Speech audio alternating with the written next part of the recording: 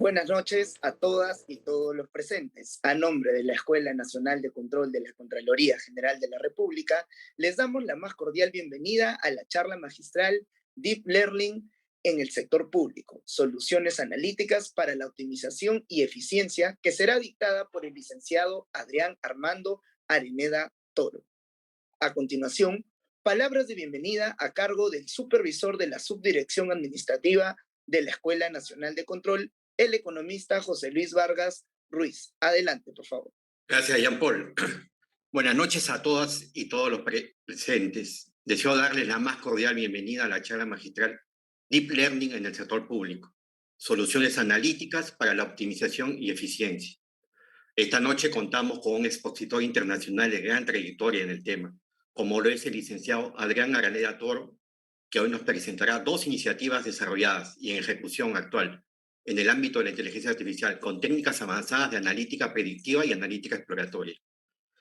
Quiero agradecer al licenciado Adrián Araneda Toro por su tiempo, dedicación y preparación para compartirnos su experiencia y conocimientos el día de hoy. Asimismo, agradezco también a las y los participantes por el tiempo empleado en conocer más sobre el tema de la conferencia. Sin más que decirles, les recuerdo que la Escuela Nacional de Control promueve la educación de la calidad y la constante evolución de nuestra metodología. Pueden conocer más sobre nuestras actividades en nuestras redes sociales y en nuestra página web. Muy buenas noches con todas y todos los presentes. Gracias.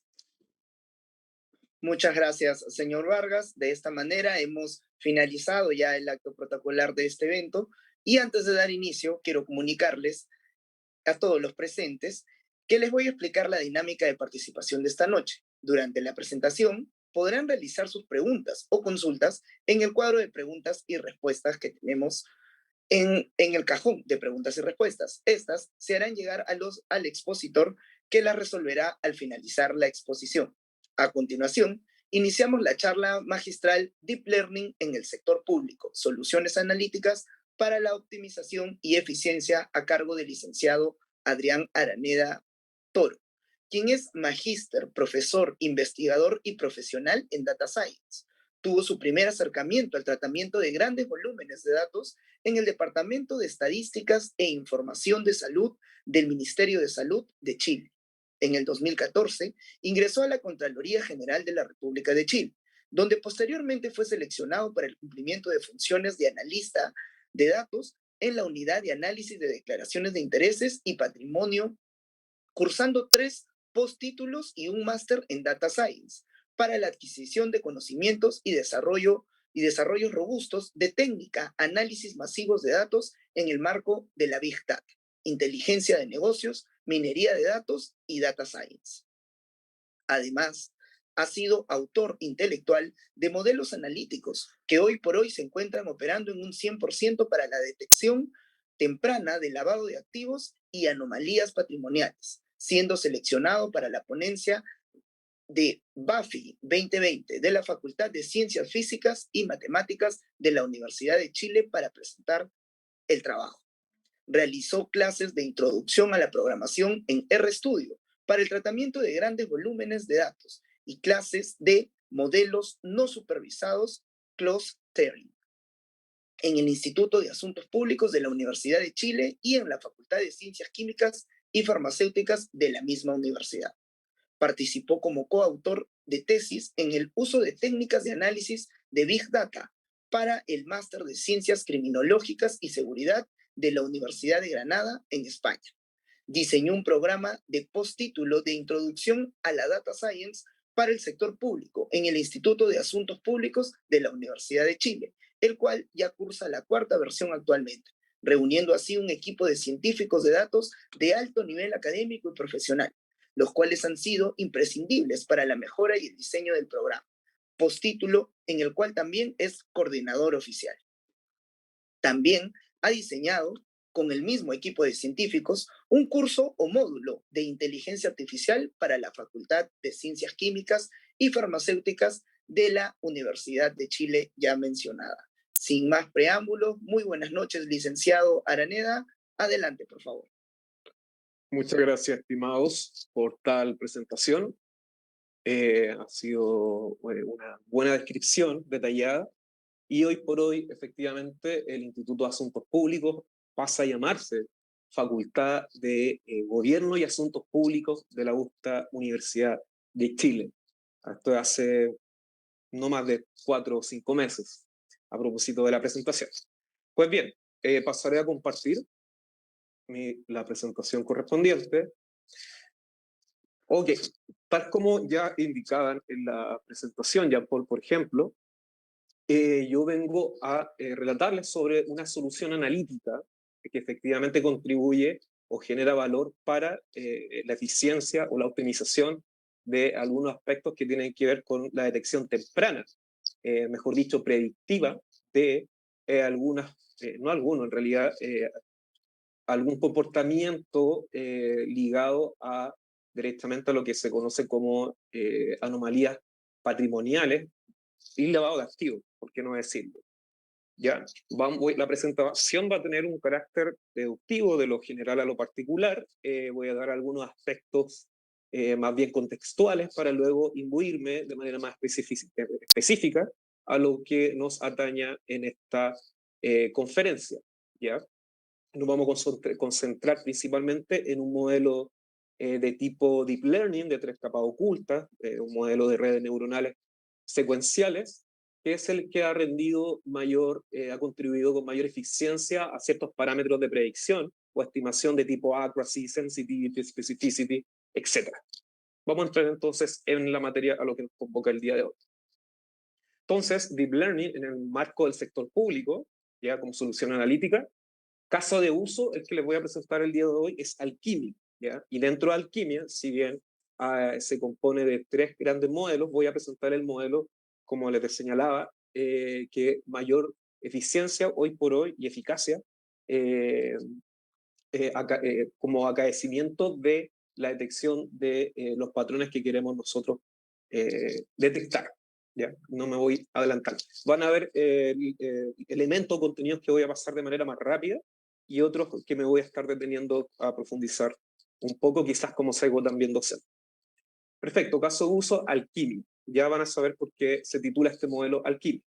Primero, en términos contextual, regional, sabemos que el gasto público en América Latina y el Caribe es equivalente al 29.7% más o menos del PIB regional.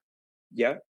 Hay una ineficiencia del gasto público del 4.4% del PIB regional, según un estudio del Banco Interamericano de Desarrollo el año 2018, realizado el año 2018, y esta ineficiencia del gasto público se traduce nada más y nada menos que en un valor de 220 mil millones al año de dólares, tal cual.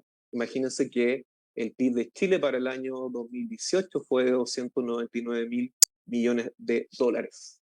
¿Ya? Imagínense, este es un estudio que realizó el Banco Interamericano de Desarrollo para contextualizar, comenzar a ver la radiografía regional.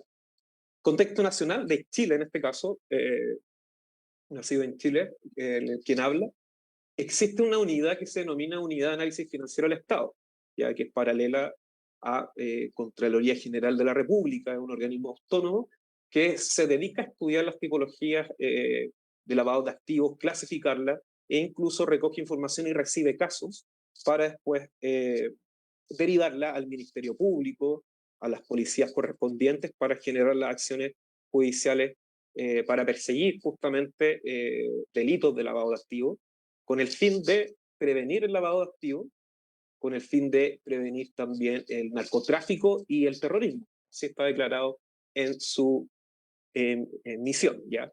Ahora bien, esta misma unidad define el lavado de activos como el lavado de activos esencialmente busca ocultar o disimular la naturaleza, origen, ubicación, propiedad o control de dinero o bienes obtenidos ilegalmente, ¿ya? Esto implica una especie de círculo no vicioso de ciertos tipos de movimientos económicos. Por ejemplo, introducir en la economía activos de procedencia ilícita. Cuando hablamos de activos, hablamos de bienes raíces, hablamos de vehículos, bienes muebles, inmuebles, etcétera, dándole apariencia de legalidad al valerse de actividades lícitas, lo que permite a delincuentes y organizaciones criminales disfrazar el origen ilegal de su producto sin poner en peligro su fuente. Entonces la pregunta es cómo podemos detectar preventivamente la ocurrencia de aquello al estudiar la data pasada. Ya vamos a llegar a eso. ¿Ya? Así como el mismo informe señala que también utiliza el concepto de decomiso, ¿ya? Que es lo que alcanza a confiscar, digamos, la unidad, las persecuciones penales alcanzan a confiscar o decomisar o comisar algo, una porción de estos activos mal habidos, ¿ya? Y es así como el mismo informe publica que estamos hablando desde 250.000, desde $50.000 a $250.000 desde el año 2007 al año 2019 en decomiso, lo que alcanza a confiscar de estas personas o sujetos condenados o grupos de lo mal habido, ¿ya? Ellos, bueno, en el mismo informe se posee información, como les dije, del año 2007, y el comiso de comiso es es conceptuado como una consecuencia accesoria del delito. Hay que hacer precisión al respecto de eso. Respecto a lo cual, en ocasiones, el producto de la venta, por ejemplo, de dichos bienes se aplica para cubrir las responsabilidades civiles del penado o del posible condenado o ya condenado, si la ley no previera otra cosa, además de la imputación de una multa. Pero acá quiero que se queden con un valor, una cifra, que en promedio, en consecuencia, al prorratearlo y sacar el promedio de aquellos que han sido condenados, el decomiso más la multa que se le han aplicado, según este informe, es de $106.000, cerrémoslo en $100.000, por sujeto condenado. ¿Ya? Quiero que se graben ese valor promedio en su mente porque lo vamos a estar haciendo uso recurrentemente aquí. En consecuencia, dada esa situación en el equipo en el cual de análisis de datos con el cual he trabajado y que me encuentro actualmente trabajando, no hemos visto ante la tarea o el desafío, ante un primer desafío, ¿ya? Que es estudiar la información microeconómica de un universo de más de 90.000 sujetos para encontrar indicios de lavado de activos o condiciones sospechosas de sus movimientos o de su condición actual patrimonial, ¿ya? Ese es, hoy por hoy, nosotros en la unidad de análisis de datos del lugar donde me desempeño, en Contraloría General de la República, en la unidad de declaración de interés y patrimonio, si bien no tenemos accesos a movimientos, sí tenemos acceso a movimientos del pasado, ¿ya? Que configuran una situación, una condición patrimonial de un determinado universo de sujetos que estamos obligados a estudiar y analizar, ¿ya? Y son más de 90.000. Hay algo de información que tiene que ver con, lógicamente, nombres o nombres de personas jurídicas, incluso que por razones obvias no voy a dar en esta conferencia, pero sí vamos a estar hablando en términos proporcionales, en términos generales, para que se entienda la aplicación del modelo en términos metodológicos, que es lo que nos corresponde y que nos convoca en esta ocasión, ¿ya? Entonces, quédense también con esa cifra, ya tenemos $106.000 y tenemos un universo de sujetos que obligatoriamente por ley nosotros tenemos que estudiar su patrimonio, que son aproximadamente 90.000 o un poco más de 90.000. Ese es el desafío 1. Para tales efectos, nosotros contamos con ventajas en la unidad. a propósito de las leyes orgánicas que facultan a la Contraloría General de la República de Chile y a propósito de los convenios que se han generado y se han gestado para obtener cierto tipo de información, ¿ya? De estos 90.000 sujetos, ¿ya? Y esa es una ventaja que tenemos comunidad, porque poseemos información que el Servicio de Impuestos Internos en Chile nos provee a nosotros, el Servicio de Impuestos Internos, para traducirlo quizá a una aplicación que ustedes puedan entender en su país. No sé cuál sería el órgano, digamos, similar. Es el servicio que se encarga de recaudar la tributación de los sujetos de todo el país en Chile, ¿ya? Y no solo recaudarla, registrarla, ¿ya? Bueno, pues bien, esa información no llega, una ventaja comunidad como Contraloría que como equipo, que nosotros tenemos acceso a esa información por dos vías, por set de datos y también de manera por un sistema, una plataforma online, si se puede decir. Y es así como nosotros poseemos más de 780 variables o vectores, sí. En lenguaje coloquial, columnas de Excel, en lenguaje más de programación, data frame, vectores de una matriz, sería una matriz de 780 variables o vectores, de información o variables de tipo continua, numérica, ¿ya? Todas evaluadas en peso chileno, ¿ya?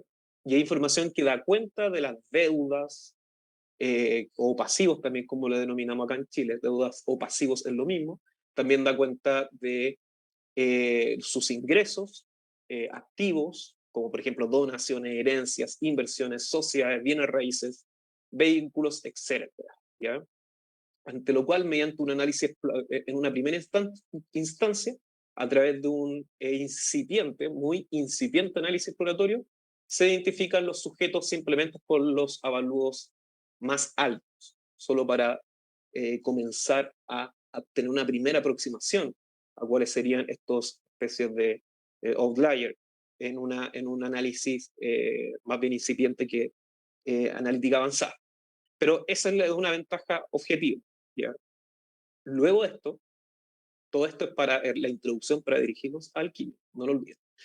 Luego de esto, otra de las ventajas es que el equipo de analítica, el equipo de análisis de datos, del cual yo formo parte, tiene acceso a bueno, esto es lo que les denominaba, tiene acceso a un sistema X de servicios puestos internos, donde realiza, claro, como yo les decía, servicio de puestos internos, nosotros tenemos acceso a set de datos que ellos nos reportan, por una parte, y paralelamente, por otra parte, tenemos acceso también a un sistema que ellos administran, ¿ya?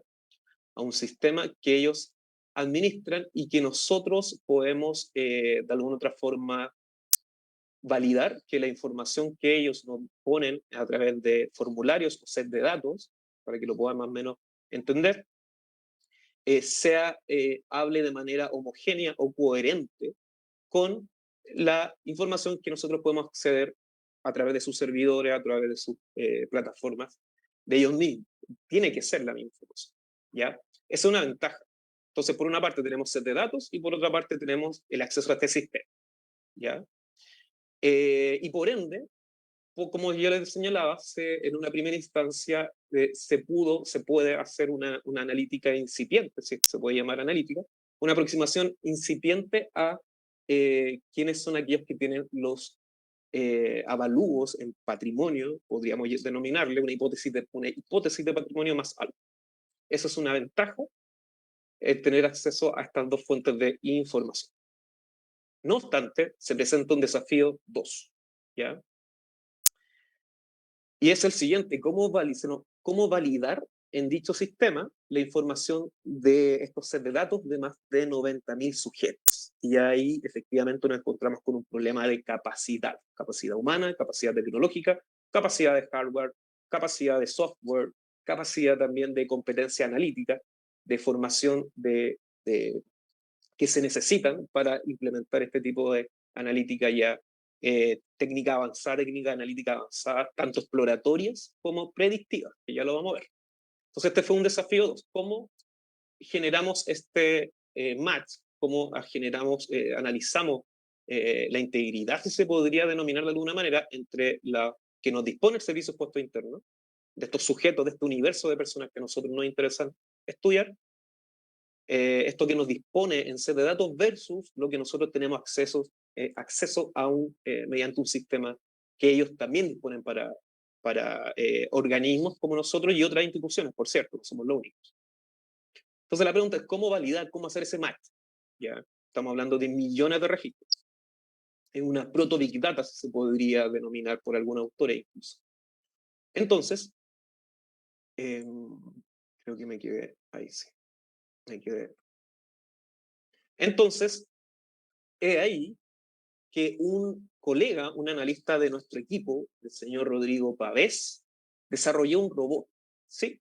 Desarrolló un robot, más bien robot, lo programó en Python para hacer scrapping, para scrapear la información de este sistema y luego compararla con los sets de datos que también el mismo servicio de impuestos internos que nosotros teníamos, esos sets de datos, poder compararla y finalmente quedarnos con una información final, oficial, formal, que vendría siendo la scrapeada de este sistema, ¿ya? Que por distintos tipos de validaciones de integridad que hicimos como equipo de análisis de datos a través de ya el tiempo que hemos venido funcionando, ya tomamos la decisión, porque nos dimos cuenta a través de análisis de vector por vector, variable por variable, comparando ambas fuentes de información del mismo servicio de impuesto interno, que la información de este sistema es mucho más robusta e íntegra que la de los sets de datos. Entonces ahí cuando decidimos que lo que necesitábamos entonces hacer es scrapping web. Y ahí el profesor, profesor y analista y coordinador del equipo de análisis de datos, de la Unidad de Análisis de Declaración de Interés y Patrimonio de Contraloría General de la República de Chile, el profesor de Introducción a la Econometría, Rodrigo Pavés, programador también, programó en Python un robot y al cual fue bautizado como Jarvis o Jarvis, ¿ya? Que efectivamente puede generar scrapping de este sistema para nosotros recoger esa información que es mucho más fidedigna que la de los sets de datos provenientes del mismo servicio, para después analizar los avalúos de estos sujetos, ¿ya? Y más o menos funciona de esta manera. Yo acá voy a reproducir un video sin sonido, muy corto, y funciona más o menos de esta manera, ¿ya? En Python. Estoy proyectando, obviamente con información anonimizada, censurada, cómo el robot ingresaría a través de una simulación, programado lógicamente a través de Python, para extraer la información de este sistema que dispone el Servicio de Impuestos Internos a nosotros, que ya sabemos que es mucho más íntegro y robusto que la información que nos provee a través de set de datos, ¿ya? Entonces es necesario realizar este scrapping. El problema sí es que hay una limitación, que el scrapping es sujeto por sujeto, variable por variable, vector por vector, etcétera, etcétera, ¿ya? Y luego es almacenado, lógicamente, en las condiciones o en los formatos que nosotros necesitamos que esté almacenada para hacer posteriores análisis, ¿ya? Entonces Jarvis fue una solución analítica, en este caso, si no es exploratoria aún, de scrapping, de almacenamiento, captación y almacenamiento de la data, que fue un primer avance que fue necesario que se hiciera, ¿ya? No obstante, además, el valor agregado de este robot diseñado por Rodrigo Pavés está programado bajo una métrica de hipótesis de riesgo, ¿ya? Y además de captar la data, la información financiera de estos sujetos, realiza unos cálculos, ya realiza una aritmética, en esa aritmética, en esa fórmula, se sustenta una hipótesis de riesgo, en donde los activos de cualquier persona, o de este universo de 90.000 o más de sujetos que nosotros necesitamos analizar, donde sus activos de un individuo, por ejemplo, no pueden ser explicados por la adición o suma de sus pasivos, ahorro e ingresos. Cuando la diferencia supera un umbral X que nosotros tenemos definido, es el primer indicio para nosotros después comenzar una investigación sobre ese sujeto. Sí, es una investigación individual que nos abocamos a realizar sobre ese sujeto para ver si podemos buscar explicar la configuración de su activo, mirando su ahorro, ingresos, pasivos, etcétera. Buscamos básicamente, coloquialmente como se dice, votar o destruir la hipótesis de patrón OS, ya llamémosle patrón OS, de una posible operación sospechosa que haga que efectivamente sus activos sean muy por superior un umbral que la suma de su ahorro, ingreso y pasivo. ¿Ya? Entonces, Jarvis lo hace automáticamente, y eso es un gran paso. ¿Ya? Hay una inteligencia y está todo automatizado.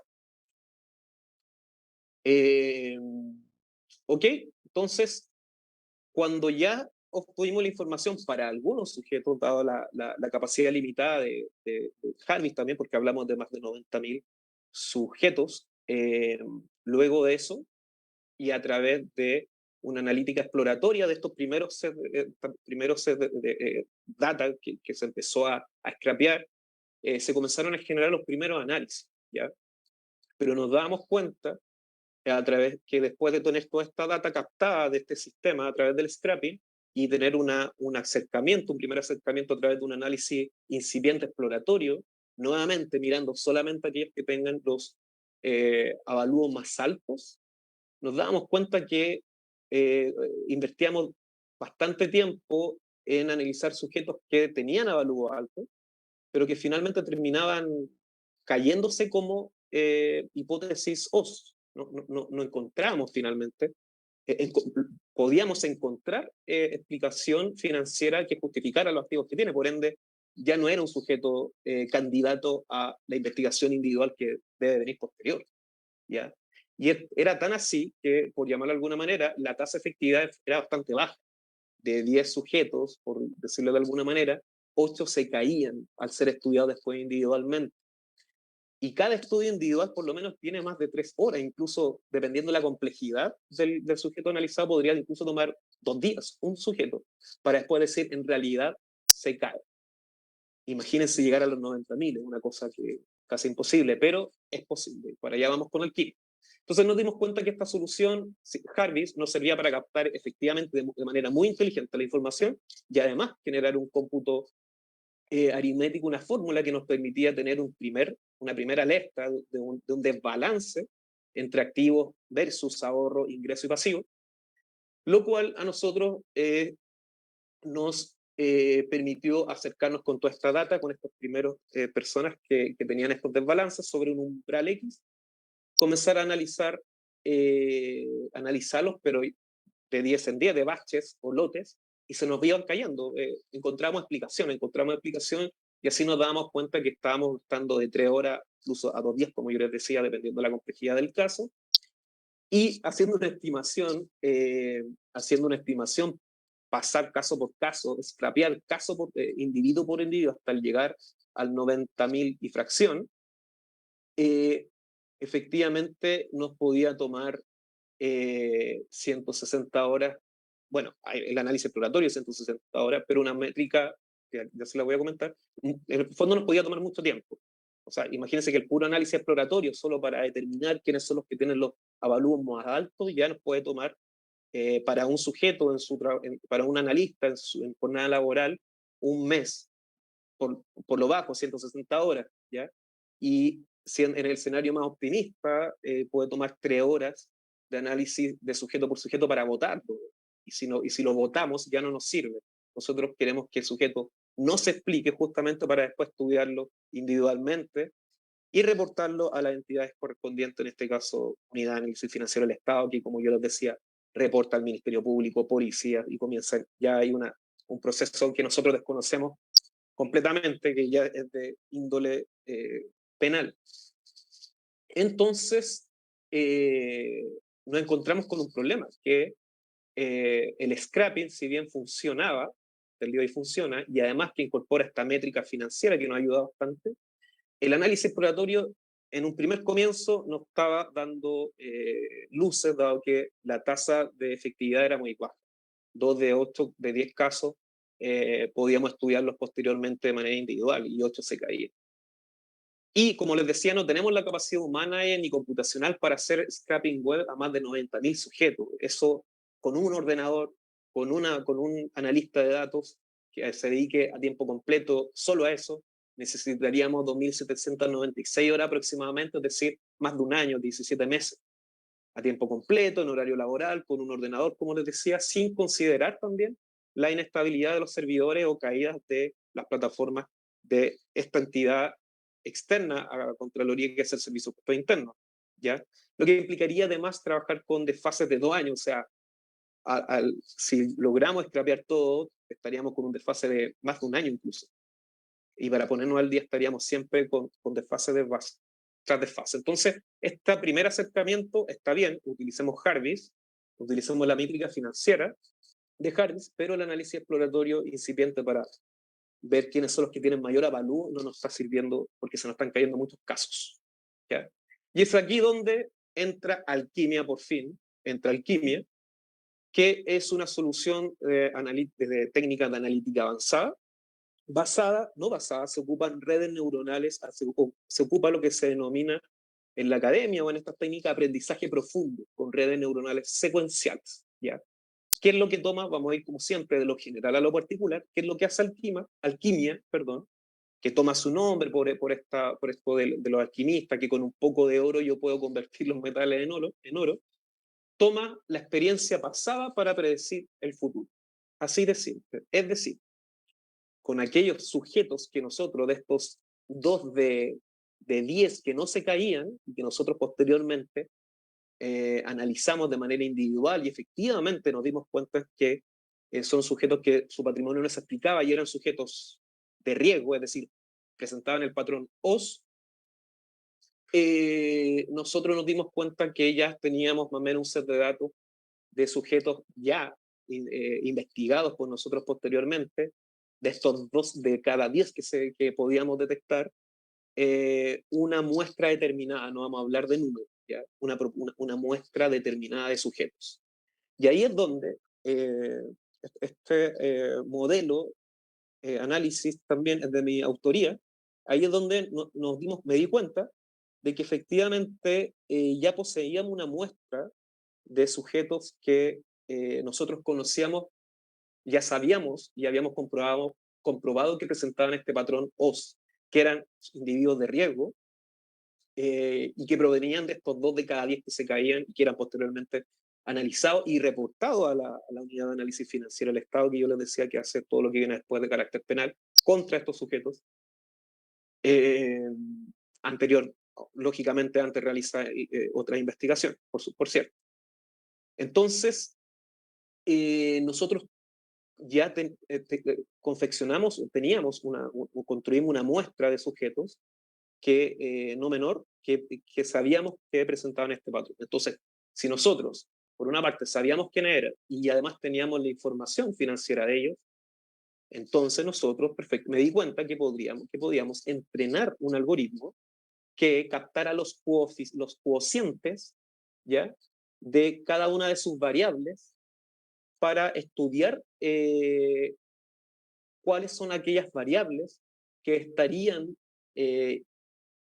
influyendo con un poder de influencia o predictivo mayor que otras variables en la variable dependiente, o explicar que sería es OS o no es OS. ¿Se entiende? Ya teníamos estos 2 de cada 10 sujetos, ya los teníamos en un set de datos, y por otra parte teníamos otro set de datos de los sujetos que se nos habían caído, estos 8 de 10 que sabíamos que no eran OS, pero que pasaron por nuestro estudio. Entonces ya teníamos el clasificador de estudio, que sabíamos quién eran los sujetos OS y sabíamos quiénes no eran los sujetos OS. Y teníamos su información financiera. Así que ya teníamos la data de estos sujetos y podíamos entrenar modelos predictivos. Y en esa tarea me aboqué personalmente, que desarrollé este modelo, y entrené más de 32 modelos predictivos, 22 de Machine Learning, Support Vector Machine, Random Forest, árbol de decisiones, distintos modelos de regresión, etcétera, etcétera, y cada vecino más cercano incluso.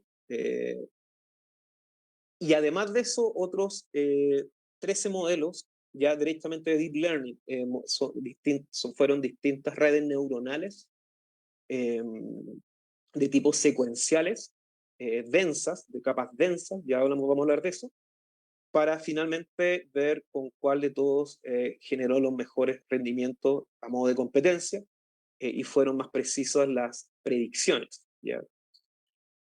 Ok, entonces, ¿qué es alquimia? Alquimia, repaso, es una solución analítica para predecir sujetos OS que presentan el patrón que se vincula directamente con una hipótesis de lavado de activos.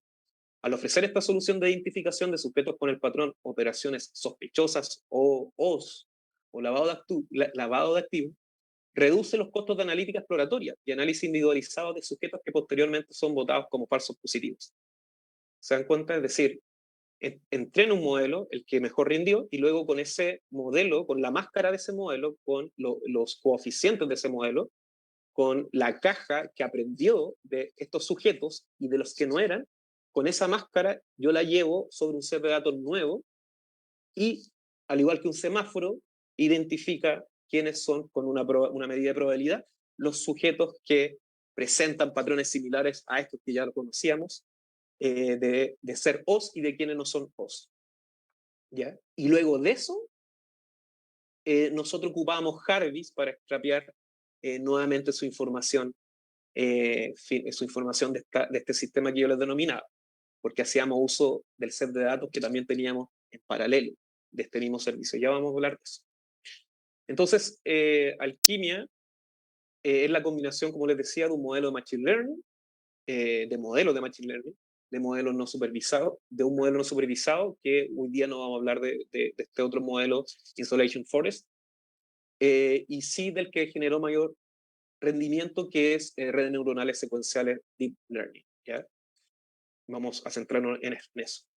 Entonces, Alquimia, Deep Learning, toma la experiencia pasada para predecir el futuro. Tenemos un set de datos, ya sabemos quiénes son ya, como les decíamos, aquellos que tenían los avalúos más altos, sabíamos cuáles eran estos 8 de 10 que se caían luego de ser analizados, y sabíamos cuántos son estos 2 de 10 que quedaban dentro de la hipótesis del lavado de activos y que después, al estudiarlo en profundidad, eran reportados como tales. Entonces conocíamos, y con eso generamos, como les decía, una muestra de sujeto analizado, que se compone por una muestra menor de sí sujetos que presentan el patrón OS y de no sujetos que presentan el patrón OS. Y con eso comencé a entrenar. ¿Ya? Lógicamente tuve que generar la famosa partición, ¿ya? De un set, de una muestra de entrenamiento y de una muestra de validación, ¿ya? Partición de la muestra analizada, es un clásico ya tanto del Machine Learning como del Deep Learning, partición del 62% versus un 38% para validación, un 62% para entrenamiento, incluso hay una tercera data de test que también se suele particionar en tres, pero en este caso nuestra tercera data, ya vamos a hablar de eso, fueron los sets de datos nuevos. Entonces, se hizo una partición bajo una muestra aleatoria proporcional o estratificada, dado el desbalance de clase, porque como era tan ineficiente este primer acercamiento exploratorio de ver quiénes son los sujetos que tienen los avalúos más altos y comenzar a estudiarlos desde eso, siempre eran más los que no presentaban el patrón OS, porque 8 de 10 se caían y 2 de 10 más o menos eran OS. Entonces nos encontramos primero con un problema de balance de clase. ¿Ya? Pero luego de generar el balance de clases, lo solucioné con un algoritmo que se llama upsample. En este caso utilicé R, después me migré a Python para entrenar la red neuronal de tipo densa, y finalmente aumentamos la clase minoritaria, que son aquellos que sí presentaban el patrón OS. Se aumentó aleatoriamente o lógicamente manteniendo las proporcionales correspondientes. Por eso este método se denomina, es un método donde se realiza un balance de clase. Primero, claro, hay un muestreo aleatorio proporcional estratificado para luego generar el balance manteniendo las mismas proporciones para luego llegar a un balance de 50-50, aumentando la clase minoritaria. ¿Ya? Y claro, bueno, ahí utilizamos la librería de los paquetes Smooth y Caret de R en un comienzo. Y bueno, también procedía a hacer las normalizaciones correspondientes para forzar cada uno de los vectores o variables a que se pareciesen a una distribución normal. ¿Por qué hacer eso? Porque si yo fuerzo en el paradigma, a ver, el paradigma del Machine Learning y del Deep Learning se divide en dos. Se divide en el mundo no supervisado, donde yo no quiero predecir nada, ni explicar ninguna variable dependiente, no explicar ningún fenómeno, solo describirlo, representarlo, visualizarlo. Y tenemos el otro mundo, que es el mundo supervisado, donde yo quiero efectivamente predecir, quiero estimar, quiero explicar el fenómeno, ¿ya? Y en este mundo nos encontramos con el Deep Learning. Entonces, una distribución normal, forzar a un vector, aplicando una normalización a través del logaritmo, estamos forzando que la distribución se parezca a una normal. Y eso nos beneficia porque reduce la variabilidad. Si reduce la variabilidad, reduce el error. Si reduce el error, eso va a favorecer en última instancia a que las predicciones y las estimaciones tengan un mejor accuracy, una mejor precisión en la estimación de quiénes el algoritmo dijo que eran sujetos OS, efectivamente fueran sujetos OS.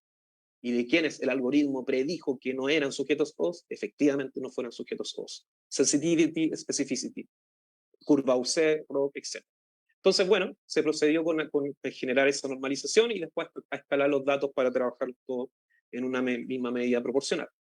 Y la ingeniería de variables, en términos, pasando muy rápido, primero, claro, de estas 780 variables, nos dimos cuenta que habían variables, más de 400 variables que no tenían variabilidad, no tenían información. Nos dimos cuenta que habían otras 263 con una variabilidad muy baja, y sabemos desde la teoría que cuando tenemos una variable o un vector, mientras mayor heterogéneo sea, mayor poder de clasificación va a tener, ¿ya? O de predicción, de alguna otra manera. Entonces, eliminamos esas variables y seleccionamos variables también con un poder de la información o poder predictivo a través de un estadístico denominado Information Value, que se puede obtener del algoritmo WOE en R. Seleccionamos cuáles eran aquellas que tenían por sobre 0.3, que es lo que se estila seleccionar, y finalmente eliminamos aquellas que estuviesen fuertemente correlacionadas con un par de ellas, que obviamente eliminamos aquellas fuertemente correlacionada con otra que tuviera menor poder de información que la otra. Y es así como finalmente ya tenemos nuestro set de datos para comenzar a entrenar nuestra red neuronal, hacer deep learning, ¿ya? Y esta es la clásica estructura de datos fundamental en redes neuronales, la capa. Una capa de un módulo, sabemos, de procesamiento de datos que toma como entrada una o más tensores y que a su vez genera uno o más tensores. Por eso que esto lo trabajé después con el paquete, la librería de TensorFlow en Python, ¿ya? Algunas capas no tienen estado, pero con mayor frecuencia las capas tienen un estado. Los pesos de la capa, uno o varios tensores, aprendiendo con el gradiente descendente, en este caso descendente estocástico, que son parámetros que se van fijando. En conjunto contienen el conocimiento, y claro, a medida que se va entrenando van captando en la data los patrones correspondientes, los coeficientes correspondientes. Las diferentes capas son apropiadas para diferentes formas de tensores y diferentes tipos de procesamiento de datos. En este caso, utilizamos, nuestro problema corresponde a un tensor de 2 dimensiones. ¿Ya? Básicamente la estructura clásica de una matriz o de un set de datos, ¿ya? Denomínenle usted un Excel, como se suele decir, o un data frame, etc. ¿Ya? Entonces, para comenzar a modelar la arquitectura de mi red neuronal, yo necesito definir 9 cosas. Una función de activación para los nodos ocultos, ¿ya? O las capas intermedias que están entre medio. Defino las funciones de pérdida o función objetivo. Defino mi función de optimizador. Defino un input shape, es decir, la cantidad de atributos, neuronas de la primera capa es correspondiente siempre a la cantidad de variables con las que me quedé, que en este caso fueron 9. Pasé de las 780 a las 9 por todo este preprocesamiento que les señalé. Defino un hiperparámetro de cada capa densa. Defino mi función de clasificación para la capa final. Defino el número de épocas. Defino el tamaño del lote. Y finalmente comienzo a entrenar. ¿Ya? Y selecciono, entreno distintas redes neuronales. Fueron 18 las que entrené. Y selecciono finalmente, mirando las métricas accuracy y las funciones de pérdidas que en este caso establecí cross entropy, para ver efectivamente que no se estuviera sobreajustando el modelo y por otra parte que estuviese dando los mejores optimizadores digamos, de accuracy, sensitivity, specificity, etc. ¿Ya? Entonces la arquitectura de la red seleccionada de estas 18, ¿ya? Acá está, fue una función de optimización de gradiente descendente estocástico, el RMS-Prop en la librería TensorFlow se define como tal, red neuronal de tipo secuencial, 3 capas ocultas de tipo densa, función de activación ReLU, función de clasificación una sigmoidal, ¿ya? Estas se utilizan, sobre todo la función de activación ReLU se utiliza para regresiones, la función de clasificación es una sigmoidal, también definimos una función de pérdida o objetivo de tipo binary cross entropy, binario porque es un problema de clasificación, o es sujeto OS o no es sujeto OS. Lo que se denomina también entropía cruzada binomial porque son dos, es una u otra. También tiene un activador de penalización o regularización ReLU, también que se conoce, de kernel regularizer, se define ese parámetro, o ese argumento, y una penalización en el núcleo de la capa de 0.01, se definen 2 épocas, un tamaño de batch de 50 y 50, input shape, también, bueno, son parámetros técnicos, etcétera, etcétera, ¿ya? Esa es la arquitectura de la red. Luce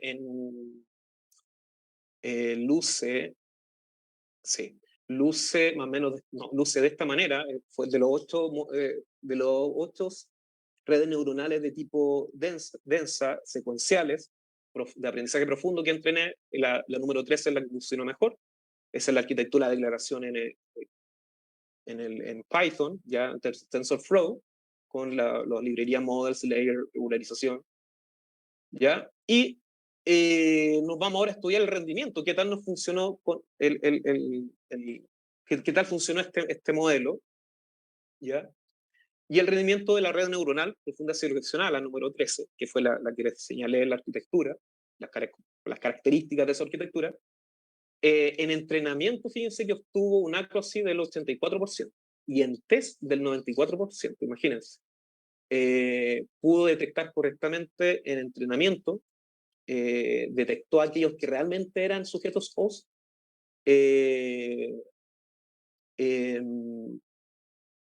sí, en validación. Claro, en entrenamiento obtuvo un accuracy del 84% y en test del entrenamiento un 94%, y en test del 94%. Eso fue bastante revelador. Así que predice correctamente el 96% en validación de los sujetos que sí presentaban el patrón OS, que es la clase de interés, y predijo correctamente el 92% también en validación, que es donde finalmente se estudia que también rindió el modelo, no solo en entrenamiento, correctamente el 92% de los sujetos que no presentan el patrón OS. ¿Ya? Y, a ver, aquí tengo un video que más o menos, esto funciona en Python, en TensorFlow, funciona de esta manera, uno declara la arquitectura, que fue lo que les leí, pero fue traducido en un lenguaje de programación, obviamente, lo mismo que les leí, y comienza el entrenamiento por épocas, batches, y va entrenando distintos tipos de modelos de redes neuronales con distintos tipos, distintas cantidades de capas ocultas, y va mirando también la función de pérdida, la función de optimización, y ver si está también sobreajustado o no. Y así es como vamos cambiando los parámetros hasta llegar al modelo número 13 que mejor funcionó, ¿ya? Que fue el que les leí, con el accuracy que también les señalé, ¿ya? Entonces,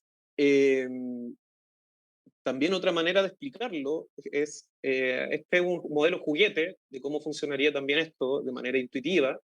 Se van definiendo las capas ocultas, que aquí siendo 2, tenemos las neuronas de entrada y las de salida, y las funciones correspondientes arriba de pérdida, de regularización también, o penalización y optimizadores, para efectivamente, esto es lo que pasa, digamos, a modo por debajo o de manera representativa. Imagínense que el color azul son los sujetos rojo, perdón, los sujetos que sí son OS, y los azules son los sujetos que no son OS. Entonces va entrenando y aprendiendo, el modelo va aprendiendo de los sujetos que sí son OS y de los que no son OS, se aprende de memoria sus características, sus cocientes por cada vector, para luego realizar una estimación en un set de datos de validación, para ver cuál mejor funciona. ¿Ya? Este es un ejemplo de juguete visual para más o menos entender cómo estaría funcionando por dentro, por llamarlo de alguna manera, el modelo. También hay otro ejemplo de juguete, que yo puedo decir, si tuviese que resumir todas las variables a través de una técnica llamada, por ejemplo, PCA o autoencoder, tuviese que resumir esas 780 variables, o las 9 variables finales, en dos, y plotearla, visualizarla. Mi red neuronal es lo que está en color azul, y aprendería de estos sujetos que están en el plano cartesiano, que ustedes pueden ver de color rojo, podríamos denominarle sujetos OS. Entonces lo que hace la red neuronal va aprendiendo de la dispersión natural, si se puede decir, de la dispersión y de la estructura del set de datos de las variables ligadas a estos sujetos OS. Hace lo mismo con los sujetos no OS. ¿Ya? Va aprendiendo, va guardando los cocientes para generar un objeto, una máscara que yo les decía al principio, para después colocar la prueba contra un set de validación. Entonces, finalmente, lo que yo hice, lo que el algoritmo hace es que, imagínense que el color verde, el color amarillo, perdón, no es que sea daltónico, pero el color amarillo, imagínense que son sujetos no OS, y el color morado, este otro ejemplo de juguete visual para que ustedes puedan entender más o menos cómo funciona el modelo, y el color violeta son los sujetos OS. Entonces, para no tener que extrapear estos 90.000 sujetos, porque nos demoraríamos más de un año, 17 meses, a través de alquimia, tomamos los set de datos que tenemos de este servicio de puesto interno para estos sujetos y entrenamos un modelo con los sujetos que ya sabemos que son OS, los de color violeta, y los que no son OS, amarillo, ¿ya? Para después ingresar un set de datos nuevo, que son con estos 90.000, y ir a ellos y detectar cuántos son. Y después aplicar Harris. Ya, así funciona. Imagínense que el color rojo serían estos aproximadamente 90.000 sujetos, ¿ya? Entonces, el modelo, que el cuadrado va aprendiendo de los sujetos que son OS y de los sujetos que no son OS, y después se lanza a buscar sobre este universo de sujetos para ver quiénes tienen estos patrones y quiénes no, y los va identificando. Dicen, este sujeto sí presenta una probabilidad sobre el 92, 93, 95, 96% de ser un sujeto OS, ¿ya? Y estos otros sujetos de color amarillo no. ¿Ya? Y así el modelo va identificando, y eso es mucho más inteligente antes de ponernos a scrapear 90.000 sujetos que podemos durar 2 años casi, realizándolo, bueno, un año y medio, realizándolo. No, primero es más inteligente tomar el set de datos que ya tenemos, identificar quiénes presentan la probabilidad 2 y luego ponernos a scrapear. ¿Se fija? Entonces así, luego va de nuevo, va aprendiendo, se devuelve para volver a entrenar con los sujetos que no son OS, los sujetos OS, y así va pintando todo el universo de este set de datos, de estos sujetos, de estos 90.000 sujetos. Y esto lo hacen cosas de segundos, y esto es impresionante. No tiene mayor costo de procesamiento, preprocesamiento. De hecho, generalmente el preprocesamiento es lo que toma más tiempo, tomará el 90. Yo me atrevería a decir que a veces podría tomar, si alguien me dice que el preprocesamiento toma el 99.9% del proyecto de modelamiento y de análisis para recién después entrenar un algoritmo, yo le creería. ¿Ya? Toma en general del 75 al 90% del tiempo. Es dejar el set de datos listo para recién después probar los algoritmos.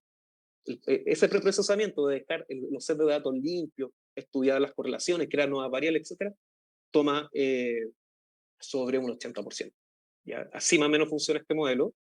Y bueno, el rendimiento de la red neuronal, en vez de tomar a 90.000 sujetos, se probó sobre 70.000, de esos 90.000.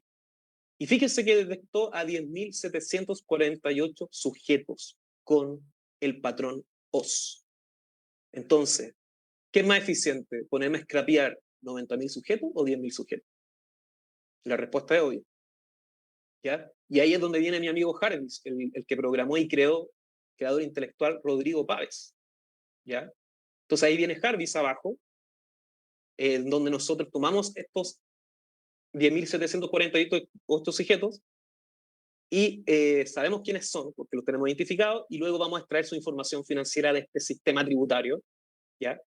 Para que luego Harvey, además de scrapear, haga este cálculo financiero o métrica financiera de ver efectivamente de estos 10.748, ver efectivamente de estos 10.748, cuántos de ellos que detectó tu modelo, Adrián, denominado alquimia, efectivamente tiene activos que no son explicados por la suma de sus deudas, ingresos y ahorros, ¿ya?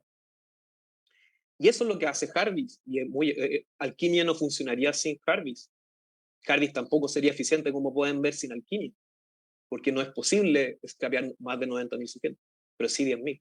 Entonces, de estos 10.148, al scrapearnos con Harvest, de ellos efectivamente 7.850 de esos 10.748 efectivamente tenían activos que sobre un umbral bastante significativo, que no lo puedo decir, no eran explicados por la suma de su ahorro, ingreso y pasivo. ¿Ya? Fue muy interesante. Y bueno, y luego al estudiar esto de manera individual, de decir, ya, ok, repartamos estos 7.850 sujetos y comencemos a estudiarlo de 10 en 10, 10 sujetos para el analista 1, 10 sujetos para el analista 2, 10 sujetos para el analista 3, y me dicen efectivamente quiénes de esos los primeros 30, de estos 7.850 de manera aleatoria, me van a decir ustedes, vamos a llevar un control, de estos 10 repartidos a cada uno, ¿cuántos efectivamente eran OS? Después, porque viene una investigación individual que hacemos nosotros. Después de la investigación individual, ¿quiénes realmente eran OS? ¿Y cuántos se cayó? Y nos dimos cuenta que se invirtió en la tasa de eficacia. Quedaban dentro 8 de cada 10 sujetos bajo este modelo, bajo esta arquitectura o esta inteligencia de negocio. 8 de cada 10, después de la investigación individual que hacemos, después de detectar y scrapear, efectivamente eran OS, ¿ya? Y tenemos una analista que da cuenta de eso, el señor, el gran analista y financiero también, Felipe Maldonado, señala que Alquimia tiene una efectividad del 90%, yo diría que del 80%, de lotes de 10 sujetos analizados, solo 2 se caen y 8 van quedando adentro, ¿ya? Entonces se hace mucho más eficiente que al principio, que se caían 8 y quedaban 2, ¿ya? Solo porque antes teníamos un modelo incipiente, exploratorio, donde donde se fueron a estudiar principalmente aquellos que tenían muchos activos, pero la realidad no necesariamente funciona, no necesariamente las personas que más ricas son las que están robando, ¿ya? Entonces, por eso había que estudiar a sujetos que ya habíamos comprobado que eran sujetos que nos explicaba su patrimonio, entrenar un modelo y con ese aprendizaje a estudiar la data nueva, sujetos nuevos, ¿ya? Sí, bueno, y ahí había hecho una animación de él también, igual que el señor Rodrigo Páez, que es el autor intelectual de este robot que nos ayuda a scrapear. Harvey no funciona sin alquimia y alquimia no funciona sin Harvey, ¿ya? Y con esto ya estamos finalizando. Pues bien, si yo digo, ok, ¿qué segmentos, estos sujetos, a qué segmentos pertenecen? Entonces también nosotros tenemos estadísticas, no vamos a hablar de qué sujetos son, por cierto, ni menos a qué organismos o instituciones del Estado pertenecen, pero sí podemos decir que el sector servicios de salud, el sector municipal, sector fiscalizador y sectores de defensa se distribuyen con tienen más sujetos detectados que el sector empresas públicas, en Chile al menos, ¿ya? Que el sector gobierno interior y sector justicia y relaciones exteriores. Pudimos hacer un análisis de segmentación incluso, de ver, bueno, de estos sujetos, estos 10.000, ¿dónde está? De estos 10.748 sujetos, ¿dónde se están repartiendo? ¿En qué segmento? No vamos a dar la información de qué servicio público ni menos que son, pero sí a qué segmentos pertenecen y pues, podemos hacer esa inteligencia de negocio y decir, bueno, a la hora de fiscalizar lavado de activos con no sé, con X cantidad de fiscalizadores, yo diría vayan al sector municipal, vayan al sector salud y al sector fiscalizadores, paradójicamente, a fiscalizar la información de tributaria y lavado de activos. Y para finalizar, ¿qué es lo que viene con Alquimia? Vienen 3 mejoras. Misiones futuras es conectar ya de manera integral la red neuronal del modelo número 13 de la redes neuronales secuenciales de Alquimia, la que les mostré y que se las declaré, la arquitectura que les declaré. Vamos a conectar ese aprendizaje profundo, esas capas ocultas. Ese modelo se va a conectar directamente con Jarvis ya, para que haga todo de manera en línea, si se puede decir, sincrónica. Quiero probar también no solo utilizar redes profundas, redes neuronales de tipo secuenciales, sino también de tipo convolucionales, que son las que utilizan los de Cambridge Analytica, Google, Facebook o Meta, ¿ya? Que van entrenando, se van las funciones de pérdida y penalización se van regulando y los pesos solo, prácticamente solo.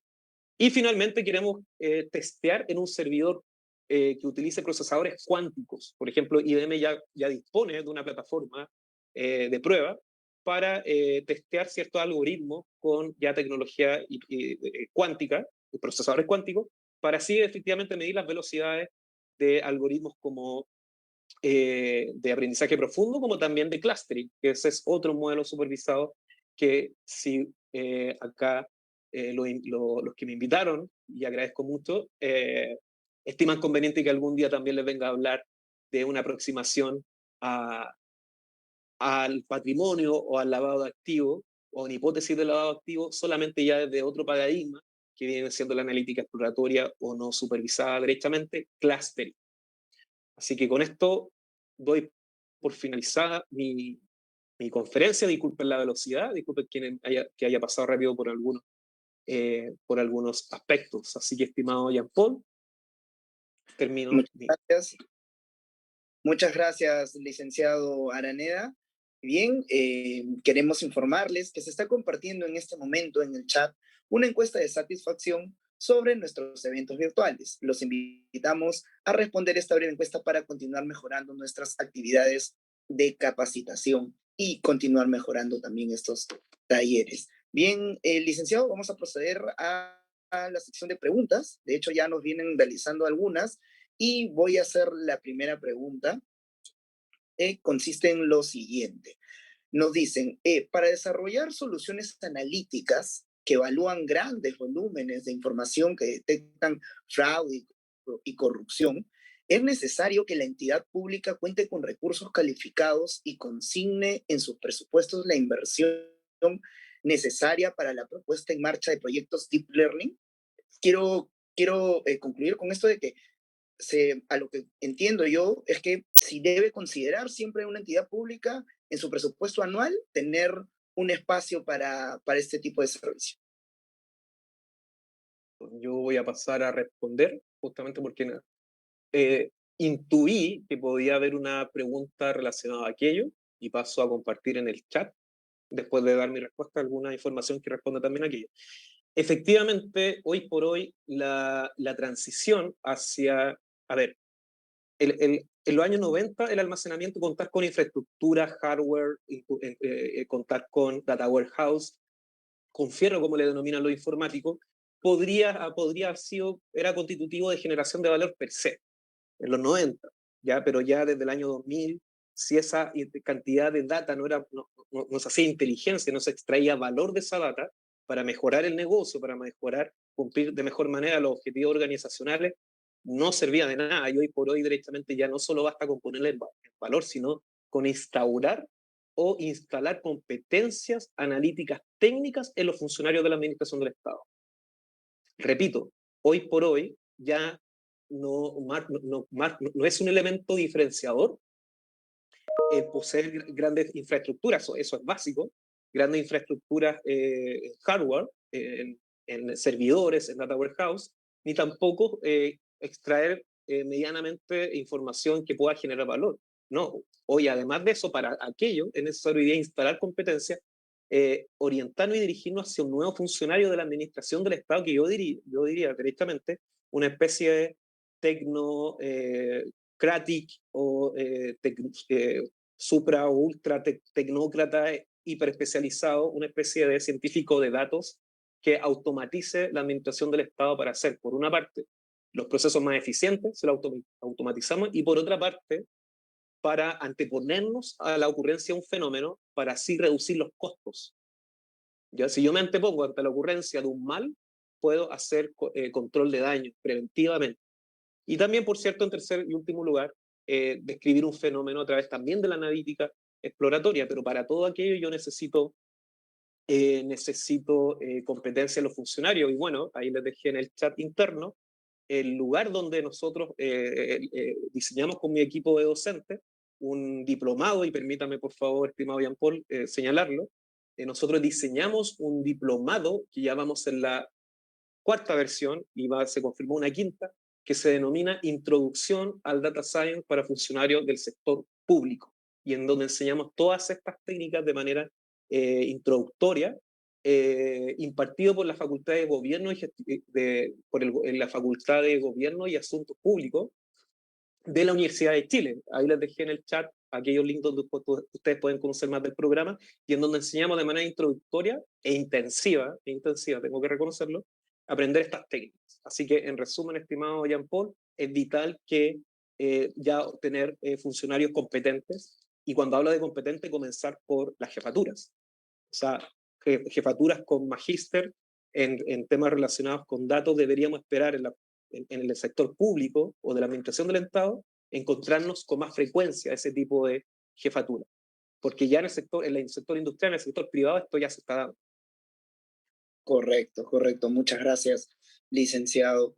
La siguiente consulta nos va directamente hacia la propuesta de Jarvis. Nos dicen, ¿cuánto tiempo contó la puesta en marcha de Jarvis y qué tipo de recursos y personal calificado utilizaron?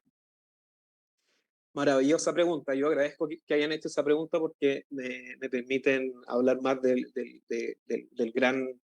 material humano y profesional que tenemos en el equipo. Rodrigo Pavés, él tiene 2 magíster en finanzas, es profesor de introducción a la econometría, es programador, ha migrado de Stata, MATLAB a R y Python, y la puesta en marcha de Jarvis, a él le tomó programarlo. Lo interesante de su método de trabajo, que fue haciendo avances. Eso es importante. Hay una metodología que se denomina la metodología Agile, ¿ya? Que es la metodología ágil, que está bastante de moda, que uno se compromete a presentar pequeños avances, y eso lo hizo nuestro analista y coordinador, Rodrigo Pávez, para programar a Jarvis. Yo diría que eso le tomó de 6 meses a 1 año, y hasta el día de hoy se sigue perfeccionando. Y a mí me tomó Alquimia entrenarlo 1 año y medio. 1 año y medio. Esa sería la respuesta. Muchas gracias. Para concluir ya esta sección de preguntas, nos dicen también, en América Latina se evidencia ineficiencia en el gasto público, lo cual es lamentable, generado por los gobiernos de turno. Usted, en su condición de expositor el día de hoy, ¿qué recomendaría o qué alternativa tomaría? Yo recomiendo, y se lo digo a mis alumnos, y se lo digo a mis alumnos porque me lo dije a mí mismo en algún momento, y disculpen la autorreferencia, no solo son los gobiernos los que son ineficientes, somos nosotros los que somos ineficientes, nosotros. Porque ¿quiénes de lo que nosotros hacemos uso de la crítica hacia la ineficiencia de nuestros gobiernos, hoy día se está capacitando para hacer más eficientes los procesos de los cuales pasan por nosotros? ¿Quiénes? ¿Cuántos de los que nosotros escuchamos hoy día criticar a nuestros gobiernos de turno por la ineficiencia, que es real, pero cuántos de ellos o de nosotros que criticamos estamos al mismo tiempo siendo formados por decisión propia para hacer más eficientes los procesos de los cuales pasan por nuestras manos, para automatizarlos o para predecirlos o para generar mejores explicaciones? ¿Cuántos de nosotros? Yo me atrevería a decir que no llegaríamos ni siquiera al 30%. ¿Para qué hablar de las jefaturas?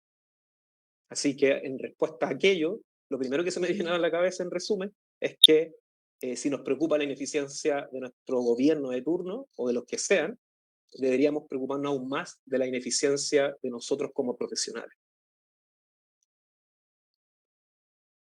Muchas gracias, licenciado Adrián. Y con ello, bueno, hemos concluido esta sección de preguntas. Queremos reiterar el agradecimiento por haber compartido su valiosa experiencia, conocimientos y tiempo con nosotros esta noche del día de hoy. Se les recuerda también que se otorgará la constancia de participación a aquellos que hayan registrado su asistencia de forma correcta en la plataforma. Las constancias se enviarán a los correos electrónicos registrados en 25 días hábiles posteriores a la culminación de esta capacitación. Hacemos énfasis en que las constancias son solo para aquellos que hayan asistido a la presente sesión. Asimismo, las y los invitamos a compartir su experiencia sobre nuestras conferencias en la sección de opiniones de nuestro Facebook, lo que nos permitirá mejorar y continuar con estas sesiones gratuitas. Ha sido un gusto, licenciado Adrián. Muy Sí, buenas noches a todos los presentes. Adelante. quiero agradecer a la Escuela Nacional de Control y de la Contraloría General de la República de Perú por la invitación que me han hecho a hablar de estos temas y por favor, cualquier duda, cualquier vinculación, cualquier pregunta, sugerencia, asesoría, por favor, lo que ustedes estimen, a través de la Escuela Nacional de Control o de los links que les permití, tomar contacto de manera directa conmigo, no hay ningún problema que podamos socializar experiencias, metodología y técnicas para mejorar lo que hay que optimizar, mejorar. Muchas gracias, licenciado Adrián. A nombre de la Escuela Nacional de Control de la Contraloría General de la República, damos por concluida la conferencia de la noche de hoy. Muchas gracias y buenas noches.